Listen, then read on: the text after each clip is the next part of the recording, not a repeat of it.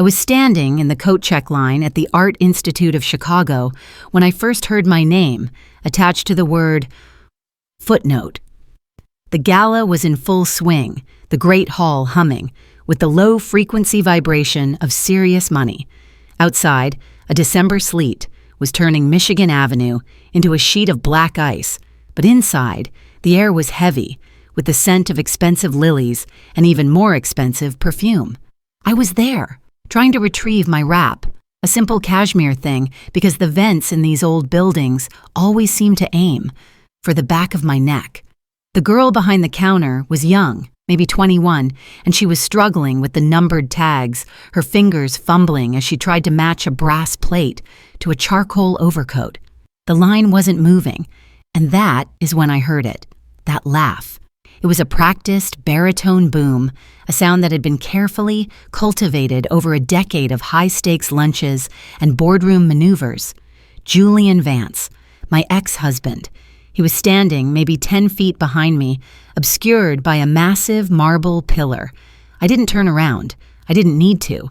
I knew the exact tilt of his head when he was performing for an audience. "Oh, Maya," I heard him say in response to a question I missed. "Yeah, she's doing well, I think. She's a great girl. But that marriage?" Honestly, looking back, it was the pilot episode, guys.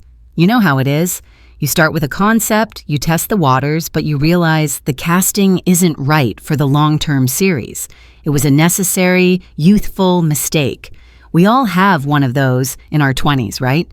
The group he was with, a collection of mid-level analysts and hungry associates, erupted into synchronized chuckles. I felt the air leave my lungs as if I'd been punched in the solar plexus. 7 years. I had spent 7 years of my life as his primary investor. I was the one who worked 30-hour weekends at a drafting firm so he could finish his MBA at Booth without the weight of student loans. I was the one who packed our entire life into boxes 3 different times so he could chase the next big play. I was the one who sat through every boring corporate dinner, smiling until my jaw ached, playing the role of the supportive, architect-adjacent wife. And now, to the very people I had helped him impress, I was a pilot episode, a trial run, a mistake that had been corrected. The coat check girl finally handed me my wrap. My hands were shaking, just a fraction, but I gripped the fabric until my knuckles turned white. I draped it over my shoulders and walked, not back toward the ballroom, but toward the exit. I needed the cold. I needed the Chicago wind to burn the sound of his voice out of my head. Before we dive into how I took that pilot episode and turned it into a masterclass in urban power, I have to ask you something. Where are you listening from tonight? Are you in a city that feels like it's closing in on you, or are you somewhere where you finally found room to breathe? Drop your city or your country in the comments. I read every single one. And if you're new here, if you're rebuilding your own life, from the rubble someone else left behind, hit that subscribe button. We're building something solid here. I was 23 when I married Julian. I was fresh out of IIT with an architecture degree and a head full of dreams about sustainable housing and community-driven design. He was 25, a rising star in a boutique investment firm with a smile that could melt the coldest Midwestern heart. We got married at a small church in Hyde Park with a reception in my parents' backyard. I remember the way he looked at me that day. It felt like I was the center of his universe. Or maybe I was just the most convenient piece on his chessboard. The first few years were the grind. We lived in a cramped one-bedroom apartment in Pilsen. The radiator clanked all night and the windows let in more draft than light. I worked as a junior designer for a commercial firm, doing the grunt work, elevations, door schedules, the stuff that drains your soul. But I did it with a smile because Julian was building our future. "Just a few more years, Maya," he'd say, over a dinner of boxed mac and cheese. "Once I make partner, we'll buy that house in Evanston. You can have your own studio, you can design whatever you want." I believed him. I believed him so much that I stopped designing for myself altogether. I became the architect of Julian Vance. I edited his emails. I coached him on how to talk to the old money clients. I even helped him pick out his first real watch. I was the soft power behind his hard climb. Then he made partner, and suddenly the pilot episode was no longer what the network wanted. The divorce happened fast. It was like a corporate restructuring. There were no screaming matches, no thrown plates, just Julian sitting across from me in a high-backed leather chair in our Lincoln Park condo telling me that he had outgrown our dynamic. "We're just at different places, Maya," he said, his voice devoid of any real emotion. "You're still focused on these small-scale community projects. I'm playing in a different league now. I need a partner who understands the requirements of this level, someone who fits the aesthetic." The aesthetic turned out to be a 24-year-old named Chloe. She was an influencer, which in Julian's world meant she had 50,000 followers on Instagram and a talent for looking pretty in front of glass buildings. She was exactly what he wanted, an accessory, something he could display to prove he had made it. I didn't fight him for the condo. I didn't want to live in the walls of a life that had been a lie. I took my drafting table, my books, and a small settlement that barely covered a year of rent, and I moved. I found a studio in Logan Square. It was above a bakery, and it smelled like yeast and old wood. It was small and it was lonely, and for the first 6 months, I felt like I was disappearing. I would see them on social media. Julian and Chloe at the opening of a new rooftop bar. Julian and Chloe at a fundraiser for the symphony. He looked happy, or at least he looked like the version of happy he'd always wanted. He was on brand. I was, meanwhile, struggling to remember who I was when I wasn't Julian's wife. I started by going back to work, not for the big commercial firms, but for myself. I opened a small consultancy specializing in historical restoration for residential buildings in the neighborhood. It was slow going. I spent my days crawling through damp basements and arguing with contractors about crown molding. But it was mine. Every dollar I earned was a brick in a new foundation. 2 years passed. I was building a reputation, not a loud one, but a steady one. People in Logan Square knew me as the woman who could save a crumbling Victorian without stripping its soul. I was the architect, not the ex-wife. But Chicago is a small town disguised as a big city. Our circles were bound to overlap. And that night at the Art Institute was the first time I had seen him in the flesh since the lawyers had signed the papers. Hearing him call me a pilot episode didn't break me. It did something far more dangerous. It cleared the fog. I realized that as long as I was staying quiet and moving on, I was playing right into his narrative. I was the mistake that had quietly faded away. I was the trial run. That didn't matter. I decided right then, standing in the sleet on Michigan Avenue, that I was done being a footnote. I wasn't going to fight him for his friends. I wasn't going to post petty things on social media. I was going to do what I did best.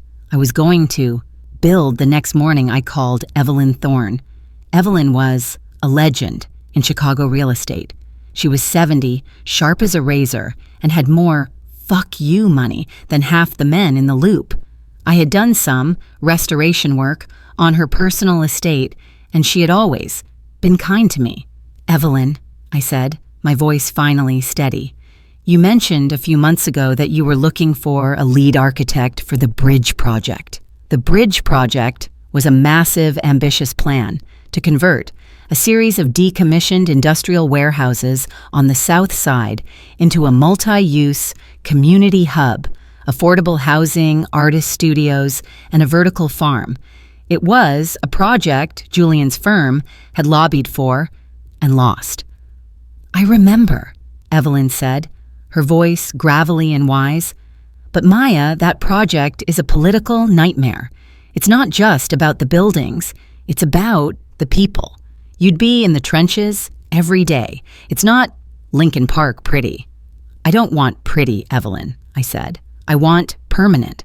I want to build something this city actually needs, and I want to be the one whose name is on the plaque.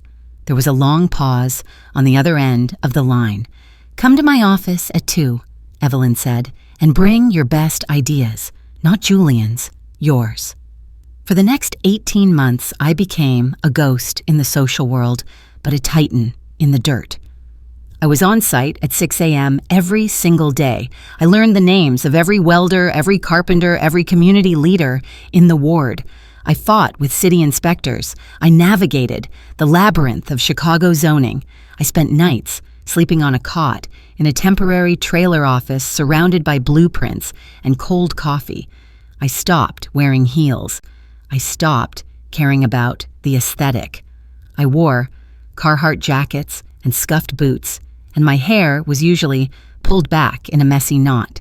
I was, for the first time in my life, completely unavailable. And that is when Julian's world started to show its cracks. It started with the gossip.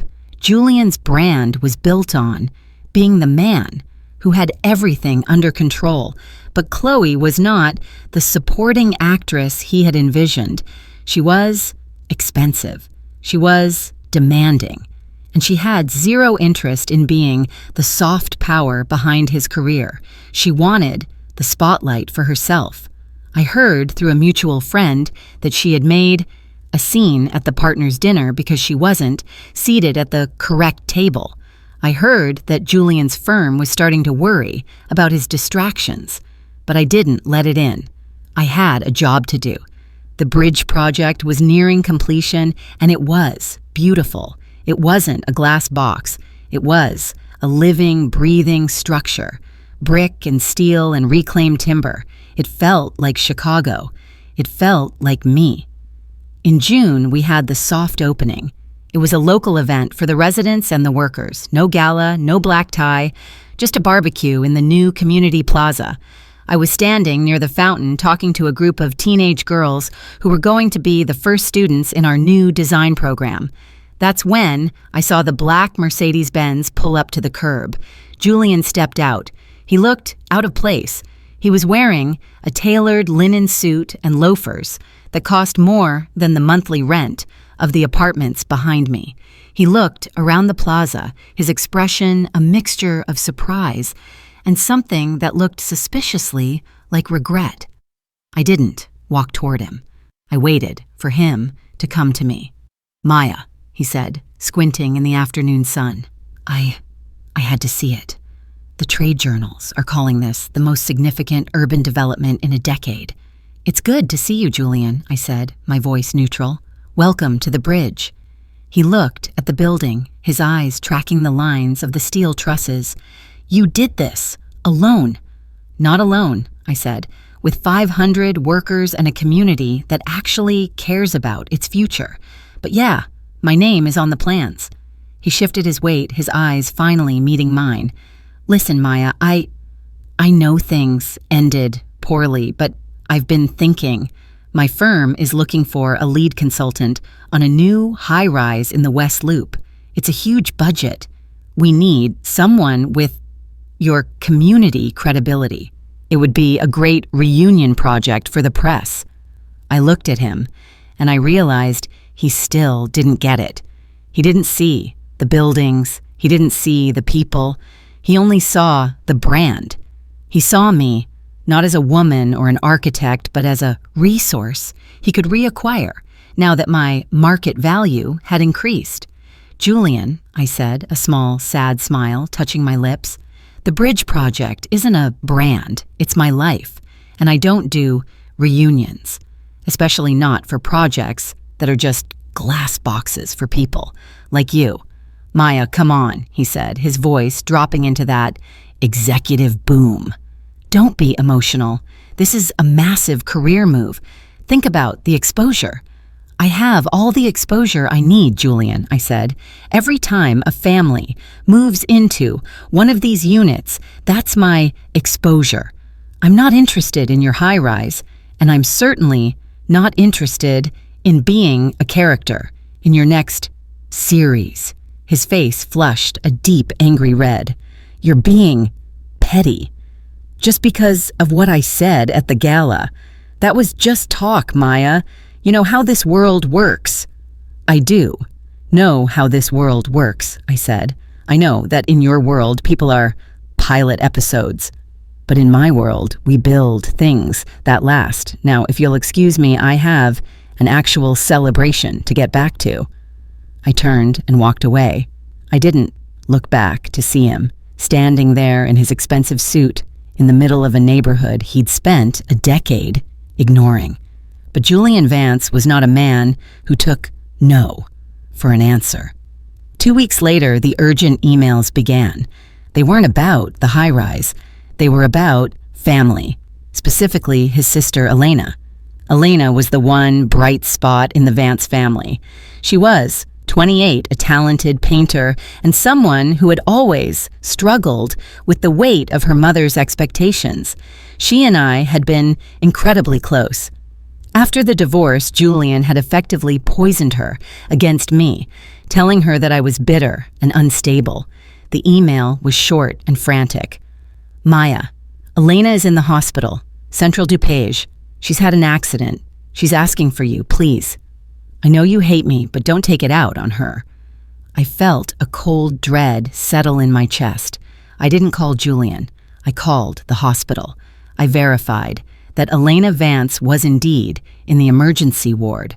I was there in an hour. Julian was in the waiting room. He looked worse than he had at the bridge. He was unshaven, and his eyes were bloodshot. Beside him was his mother, Beatrice, who looked like she was suffering through a massive headache. When Beatrice saw me, she didn't scowl. She didn't make a comment about my practical clothes. She looked relieved. Maya, she said, her voice thin. Thank God. She won't stop crying. She keeps saying your name. I ignored Julian and walked straight to Beatrice. What happened? A car accident, Beatrice whispered. She was distressed. She hit a guardrail. The doctors say it's a miracle she's alive, but she's in a lot of pain. I went in to see her. Elena looked so small in that hospital bed. Her arm was in a cast and her face was bruised, but she was awake. When she saw me, her eyes filled with tears. Maya, she choked out. I'm sorry, I'm so sorry. I believed him. I believed everything he said about you. I sat on the edge of the bed and took her hand. It doesn't matter, Elena. None of that matters. You're okay. That's what matters. We talked for a long time. She told me about the pressure Julian had been putting on her to marry well, to help his firm's social standing. She told me how Chloe had been a nightmare to the family. She told me she felt like she was losing her mind.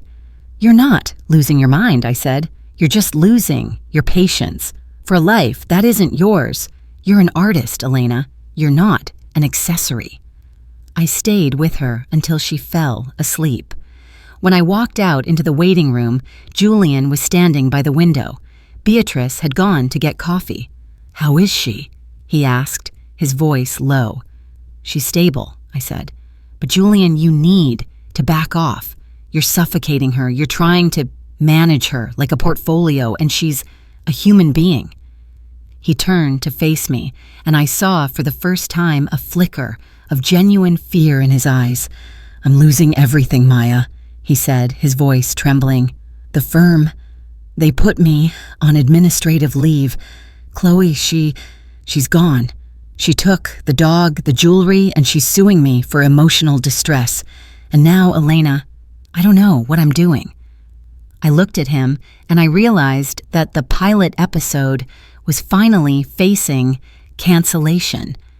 He wanted me to fix it. He wanted me to be the architect again.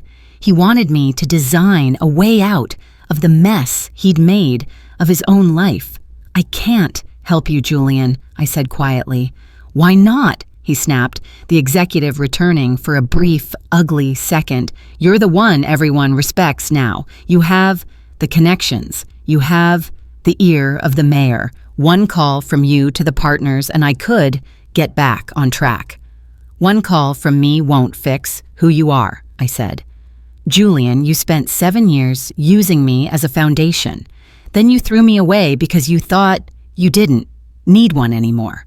But you can't build a life on nothing but ego and glass. It eventually shatters, and when it does, you have to be the one to pick up the pieces, not me. I gave you everything, he yelled, oblivious to the nurses looking our way. I gave you that condo. I gave you the social standing. No, I said, stepping closer, my voice a cold, sharp blade. I gave you everything. I gave you my 20s. I gave you my labor. I gave you my loyalty. And in return, you gave me a seat at a table where I was barely even a guest. Well, Julian, I have my own table now, and there is no seat for you. I walked away. I didn't look back at him as he sank into one of those hard plastic hospital chairs. I went home to my loft in the West Loop. I sat on my balcony, looking out at the city. I could see the lights of the bridge project glowing in the distance. I felt a deep, profound peace. But Julian Vance was a man who lived for the narrative, and he wasn't done trying to rewrite ours. The next month, a story appeared in a local business blog. It was an anonymous tip suggesting that the bridge project had been mired in ethical lapses and that I had used my former connections to Julian's firm to secure the contract. It was a desperate, pathetic move. Julian thought he could drag me down into the mud with him. He thought that if he could tarnish my reputation, he could somehow regain his own. But he forgot one thing. I wasn't Julian's wife anymore. I was Maya Montgomery, and I had spent the last 2 years building something that was bulletproof. I didn't respond to the blog. I didn't issue a press release. Instead, I called the board of the bridge project. I invited them to a public audit. I opened every book, every contract, every email I had ever sent. The audit took 3 weeks.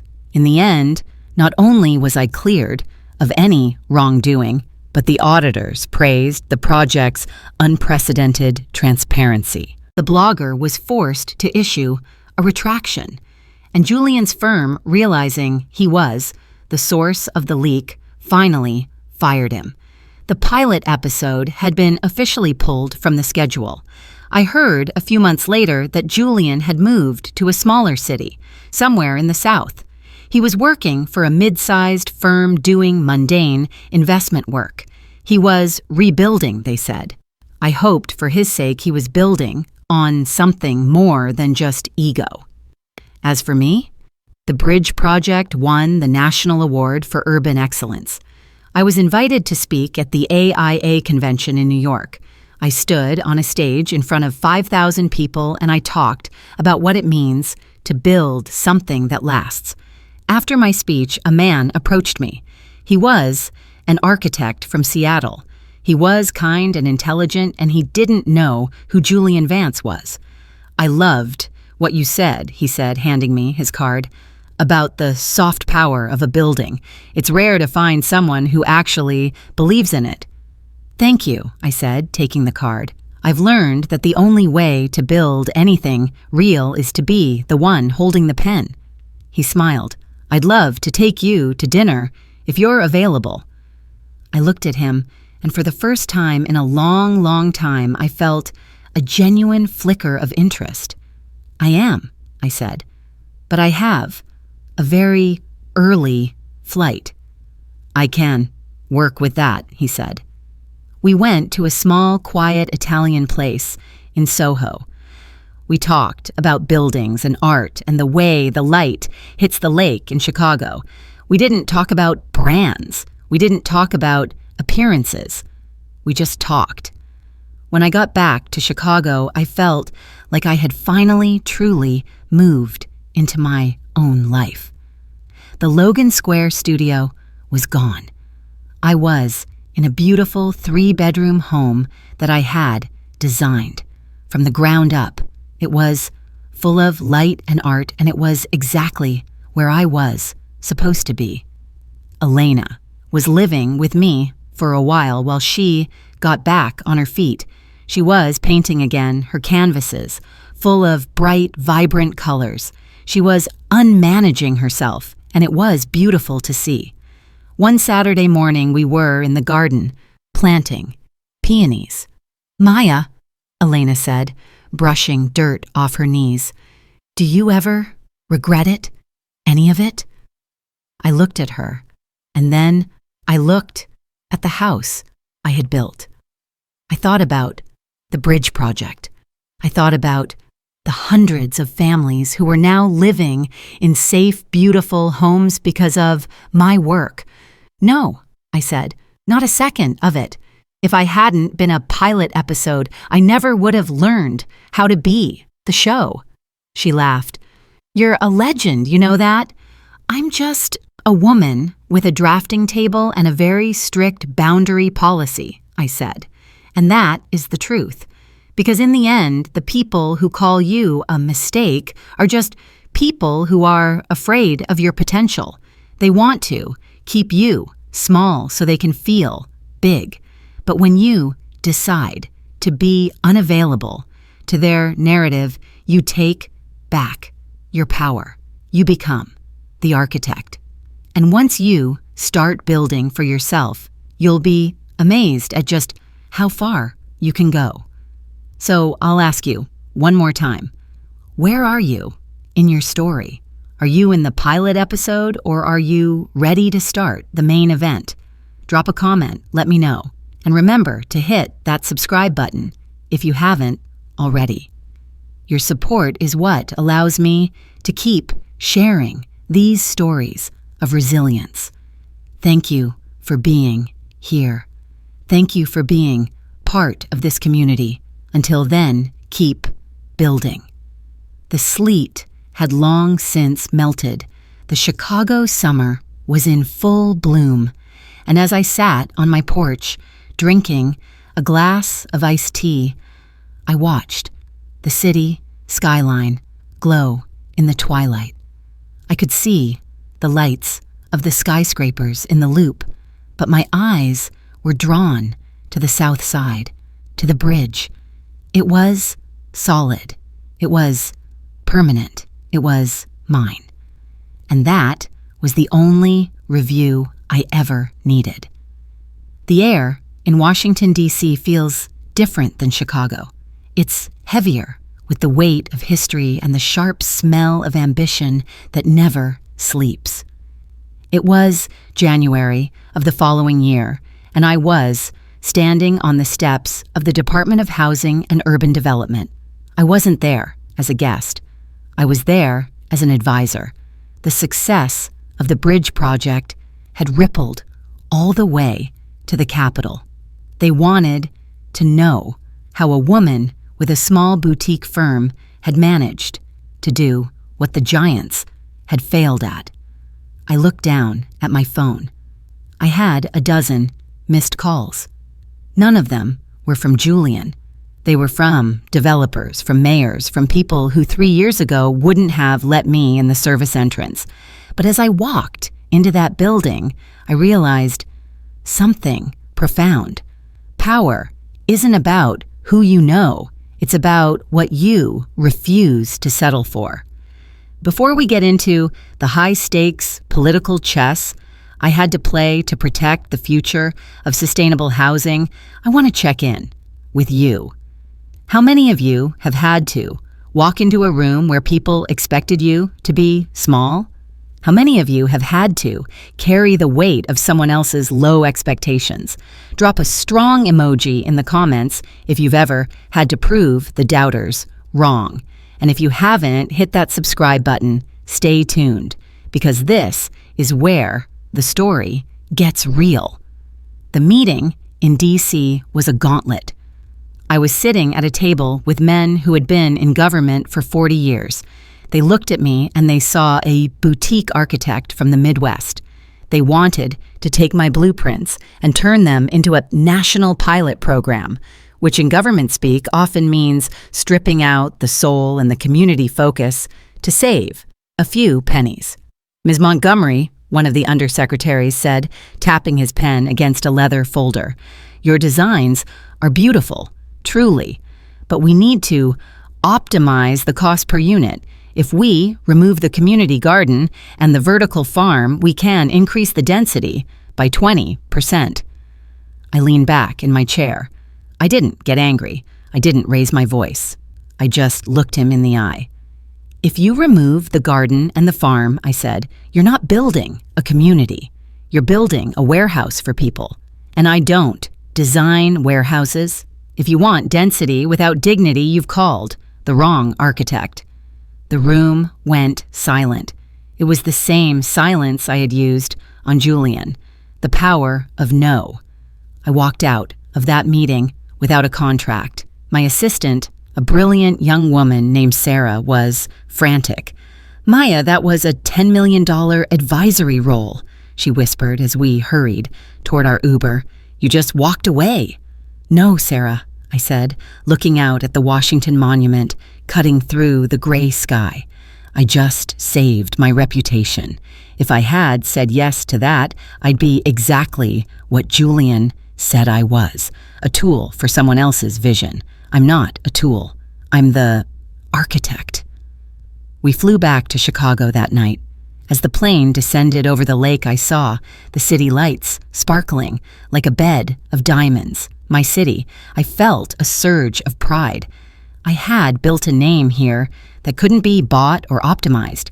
But when I landed, I found a package waiting for me at my office.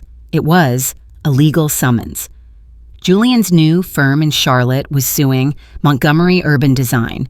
The claim was absurd. They were alleging that I had misappropriated proprietary financial models that Julian had developed during our marriage. They were claiming that the bridge project's success was built on his intellectual property. It was a shakedown. Julian was sinking in Charlotte. I'd heard through the grapevine that his fresh start had been anything but. He had failed to bring in the big institutional investors he'd promised. He was drowning in debt. And now he was trying to claw into my success one last time. I sat at my desk for a long time looking at the papers. Sarah was worried. "Maya, if this goes to discovery, they can look through all our records. It will delay the waterfront park project. It could ruin everything." I didn't panic. I had learned that Julian operated on one principle: fear. He expected me to be afraid of the scandal. He expected me to settle quietly to protect my new name. He didn't realize that my name wasn't new. It was forged. I didn't hire a settlement lawyer. I hired a shark. I called Marcus Vance, no relation to Julian, which was a delicious irony. Marcus was the toughest intellectual property attorney in the Midwest. "Maya," Marcus said after reviewing the summons, "this is garbage. He's trying to claim that because you were married to him when you learned the basics of real estate finance, he owns your professional intuition. It's laughable." "I don't want to laugh, Marcus," I said. "I want to finish this.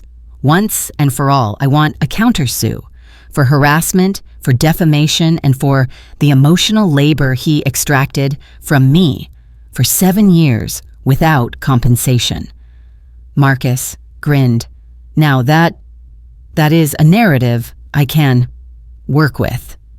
The news of the lawsuit leaked, of course. Julian made sure of that. For a week, the business gossip in Chicago was all about the feud between the star architect and her ex-husband.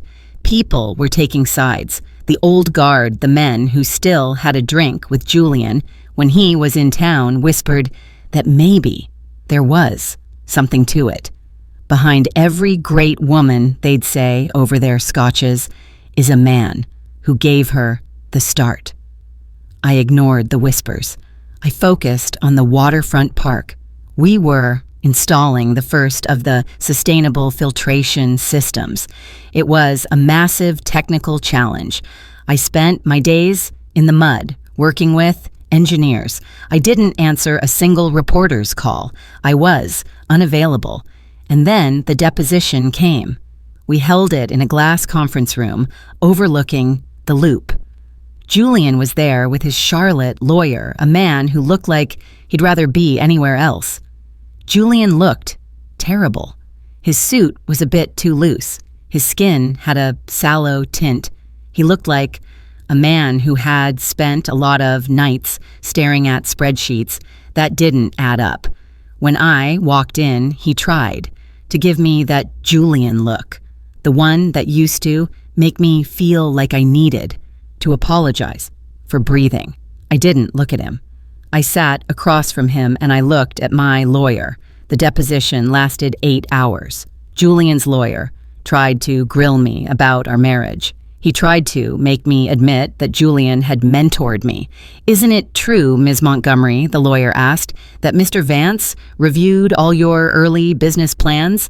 "No," I said, my voice a calm, steady hum. "Julian reviewed his own proposals.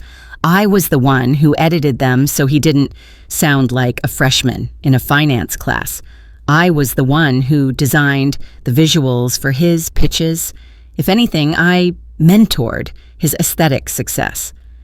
Julian shifted in his chair, his face turning a familiar shade of red. "But you used his proprietary models for the bridge project," the lawyer pressed. I smiled. "The models you're referring to are basic Excel formulas available in any first-year business textbook. The proprietary part of the bridge project was the social impact metric, which Julian wouldn't understand if it bit him. He doesn't believe in social impact. He believes in pilot episodes." Julian finally snapped. "Maya, for God's sake," he yelled, leaning across the table. "You'd be nothing without me. You'd be still drawing kitchen remodels in Pilsen if I hadn't brought you into the inner circle." The room went deathly quiet. The court reporter's fingers stopped over the keys. I looked at him, truly looked at him. I didn't feel anger. I felt a deep, profound pity. "Julian," I said quietly, "the inner circle you're so proud of is just a group of people who are as afraid of being alone as you are. You didn't bring me anywhere. You held me back. You used my light to hide your own shadows. And now that I'm gone, you're realizing how dark it is in there." Julian slumped back in his chair. His lawyer looked down at his notes and sighed. He knew it was over. 2 days later, Julian dropped the lawsuit. He didn't have a choice. Marcus had found evidence that Julian had borrowed funds from his new firm's client accounts to pay for the legal fees. He was facing disbarment from the financial industry in Charlotte. He was finished, but I wasn't. In August, the waterfront park officially opened. It was a triumph. The whole city was there. I stood on the podium with the mayor. "Maya Montgomery," the mayor said into the microphones, "a woman who didn't just design a park, she designed a new future for Chicago, a future built on integrity and strength." As the applause washed over me, I saw a face in the crowd. It was Beatrice, Julian's mother. She wasn't there with Julian. She was alone. She was wearing a simple navy dress, and she looked older than I remembered. After the ceremony, she approached me. "Maya," she said, her voice soft. I just wanted to say I'm sorry for everything. Julian he's not well. He's moved back to his father's house in Ohio. He's lost his way." I took a deep breath. "I'm sorry to hear that, Beatrice."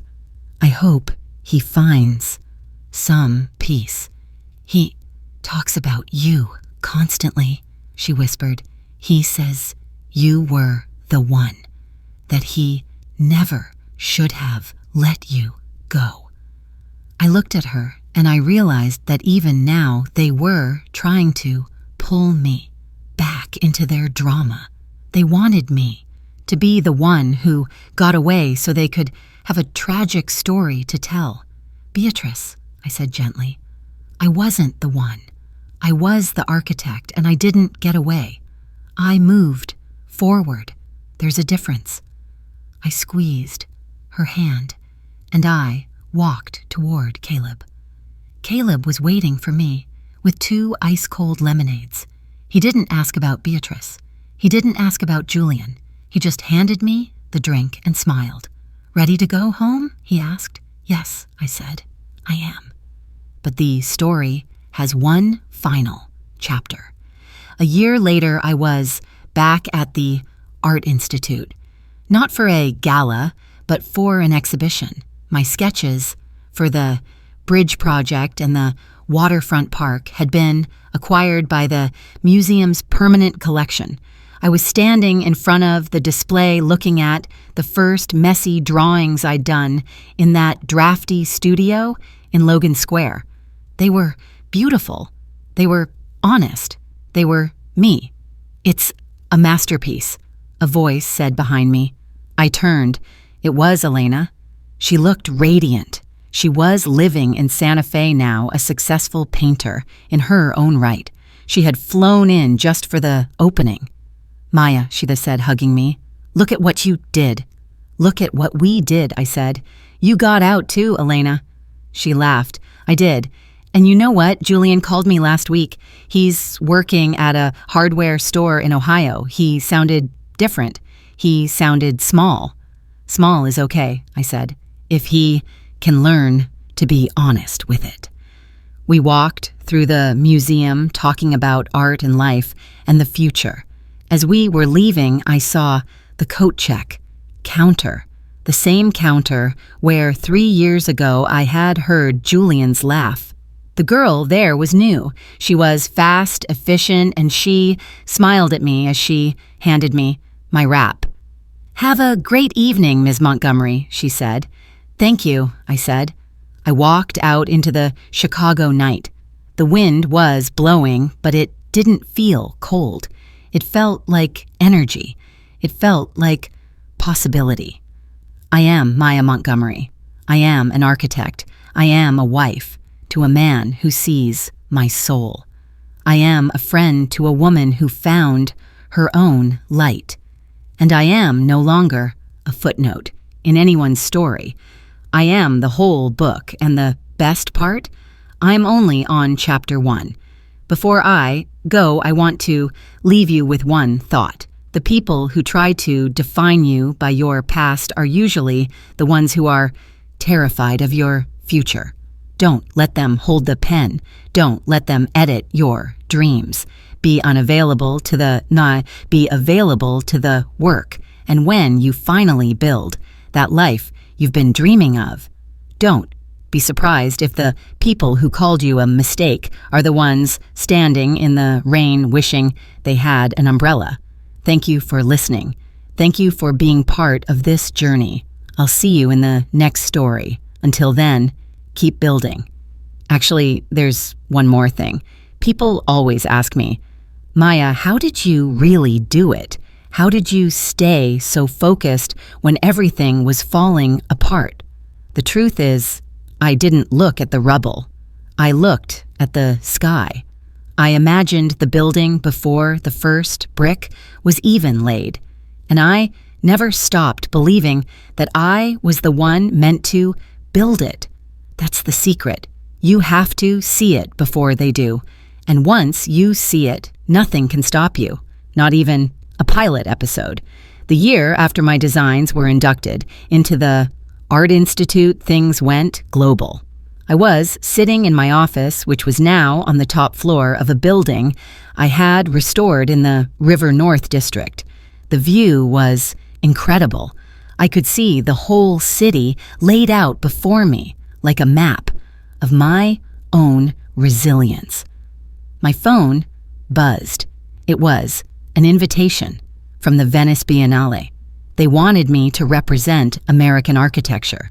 They wanted to showcase the bridge project as a model for global urban recovery. Sarah came in with a stack of passports. "Maya, we're going to Italy," she said, her eyes wide. This is the Olympics of architecture."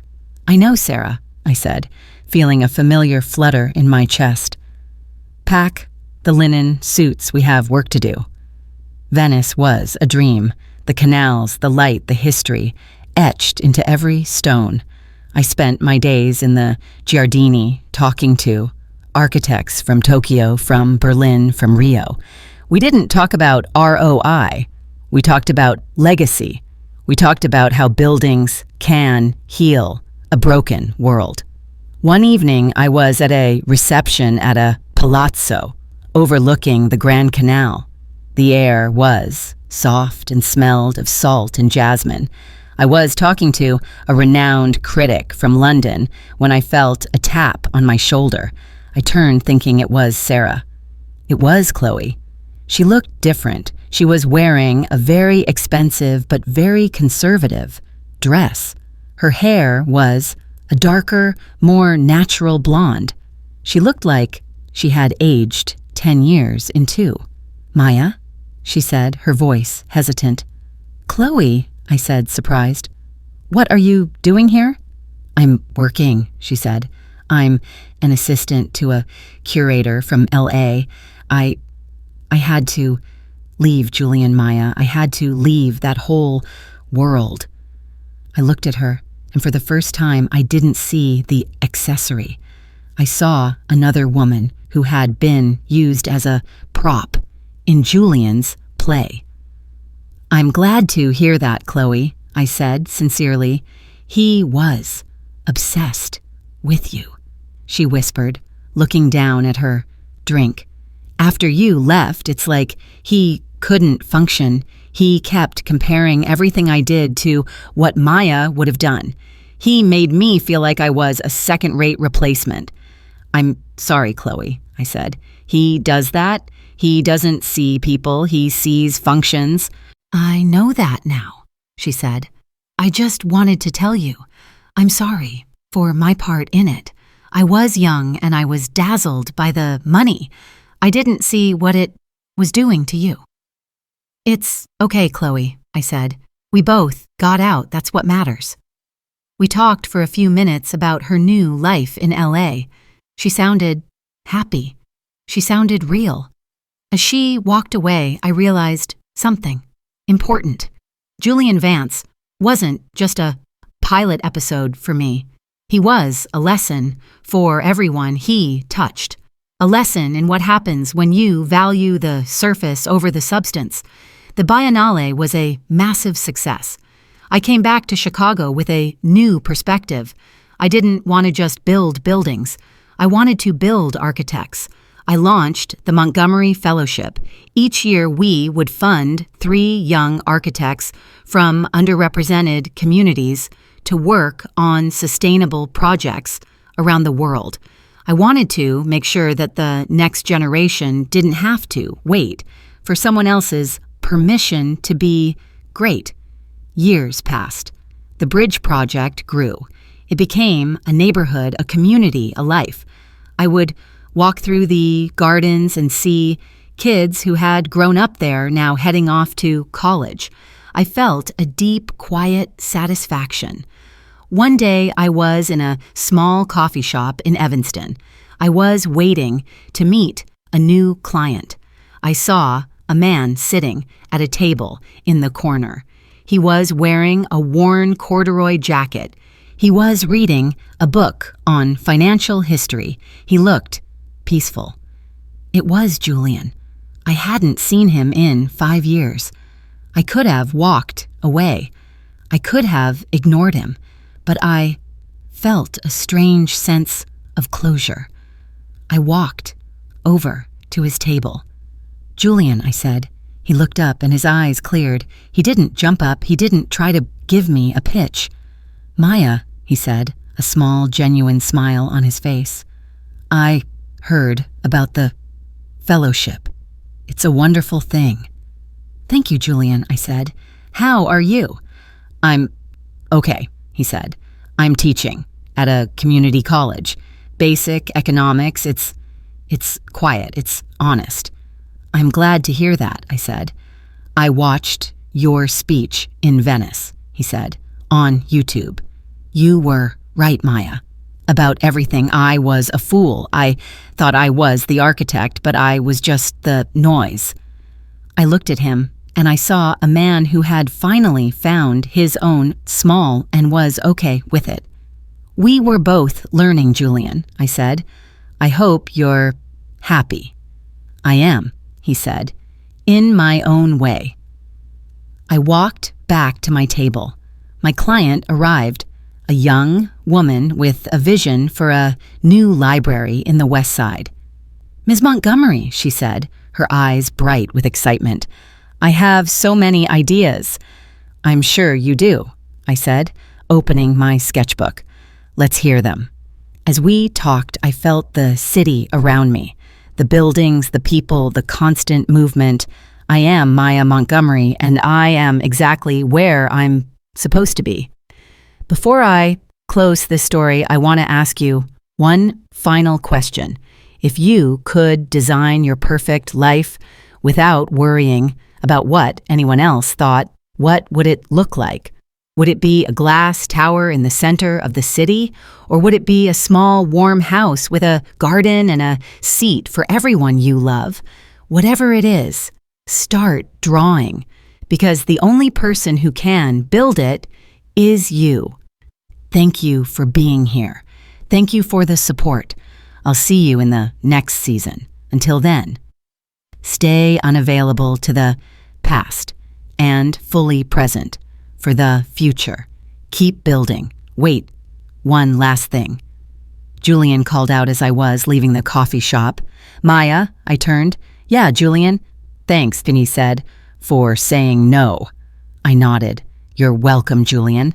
Because sometimes the greatest gift you can give someone is the chance to fail on their own terms, so they can finally learn how to stand on their own feet.